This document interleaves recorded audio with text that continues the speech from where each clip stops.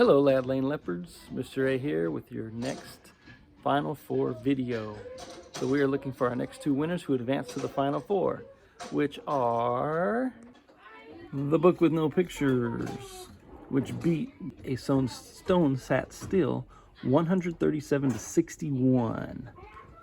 On the bottom of the bracket, our winner was The True Story of the Three Little Pigs. This was a much closer matchup. The True Story of the Three Little Pigs won 178 to 118 votes. One of our closest matchups. So our two books who advanced to the Final Four on this side of the bracket are The Book with No Pictures versus The True Story of the Three Little Pigs. Please enjoy the video and don't forget to vote on this side also. The Dot versus We Will Rock Our Classmates and The Book with No Pictures versus The True Story of the Three Little Pigs are Final Four books. Who will make it to the finals? The Book with No Pictures by B.J. Novak. This is the book with no pictures.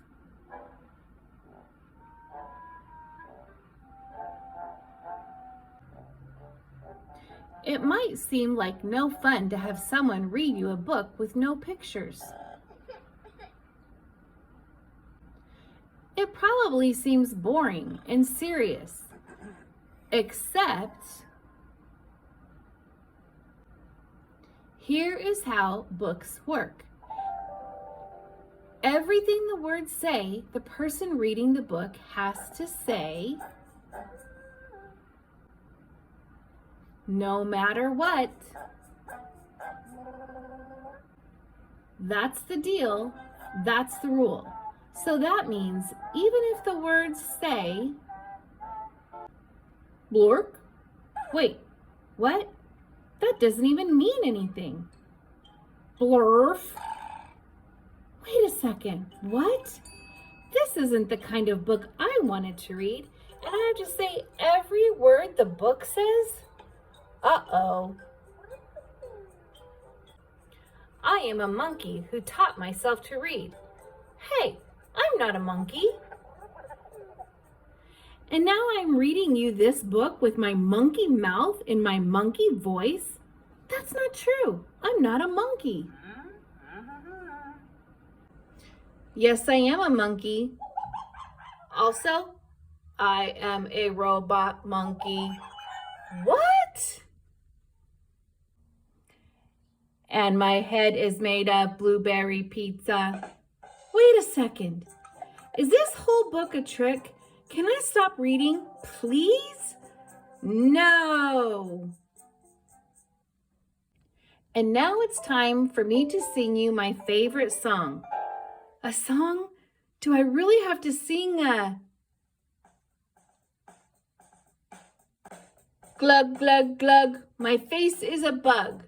I eat ants for breakfast right off the rug. What? This book is ridiculous. Can I stop reading yet? No? There are more pages?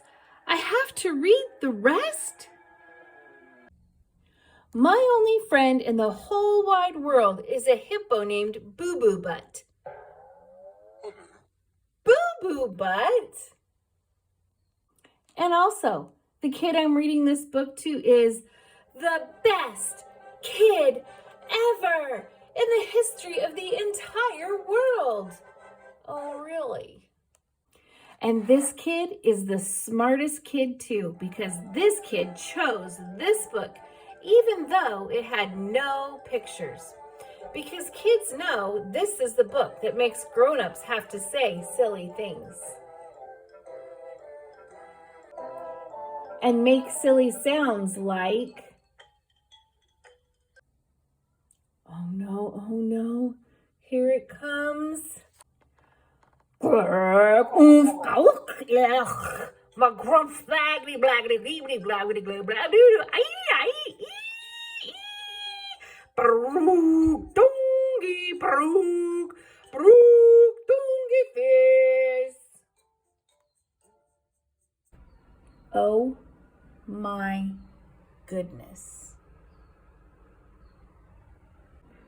please don't ever make me read this book again.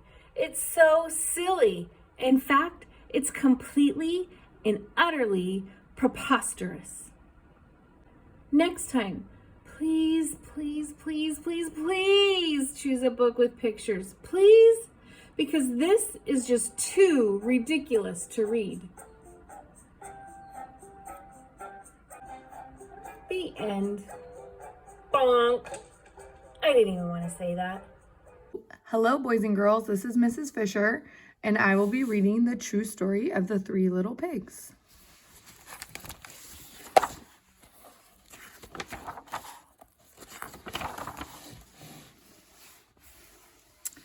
Everybody knows the story of the Three Little Pigs, or at least they think they do.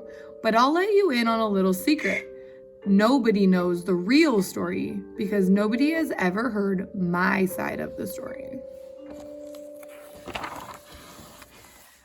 I'm the wolf, Alexander T. Wolf. You can call me Al.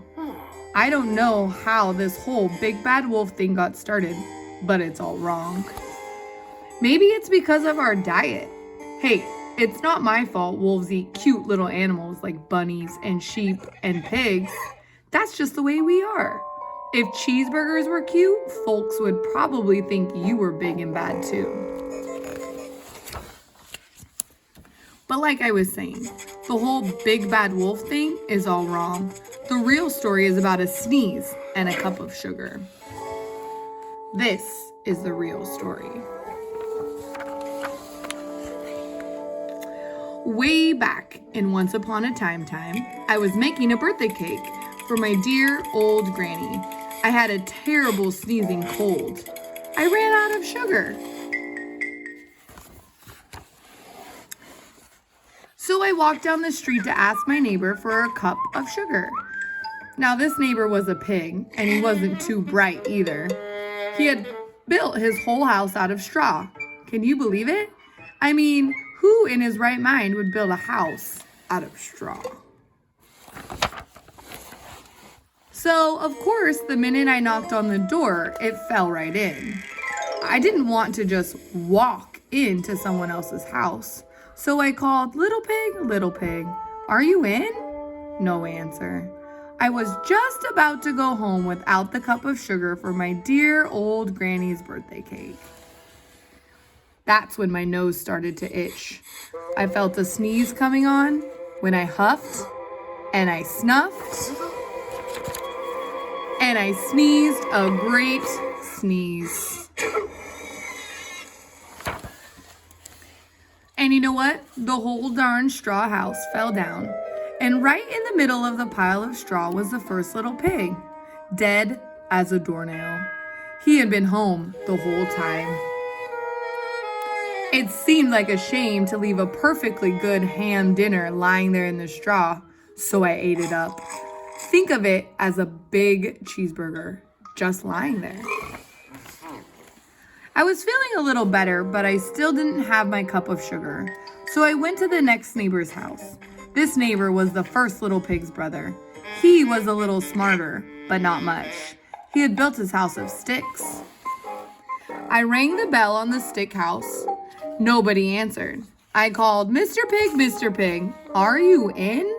He yelled back, go away, wolf, you can't come in. I'm shaving the hairs on my chinny chin.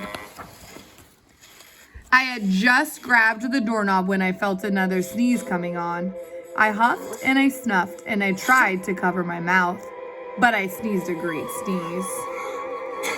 And you're not going to believe it, but this guy's house fell down, just like his brother's. When the dust cleared, there was the second little pig, dead as a doornail. Wolf's honor. Now you know food will spoil if you just leave it out in the open. So I did the only thing there was to do. I had dinner again. Think of it as a second helping. I was getting awfully full. But my cold was feeling a little better, and I still didn't have that cup of sugar for my dear old granny's birthday cake. So I went to the next house. This guy was the first and second little pig's brother. He must have been the brains of the family. He had built his house out of bricks. I knocked on the brick house. No answer. I called, Mr. Pig, are you in? And do you know what that rude little porker answered? Get out of here, wolf. Don't bother me again. Talk about impolite. He probably had a whole sack full of sugar, and he wouldn't give me even one little cut for my dear, sweet old granny's birthday cake. What a pig. I was just about to go home and maybe make a nice birthday card instead of a cake when I felt my cold coming on. I huffed, and I snuffed, and I sneezed once again. The third little pig yelled, and your old granny can sit on a pin.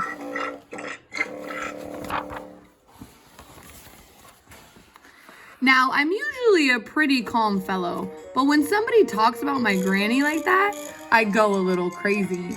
When the cops drove up, of course, I was trying to break down this pig's door.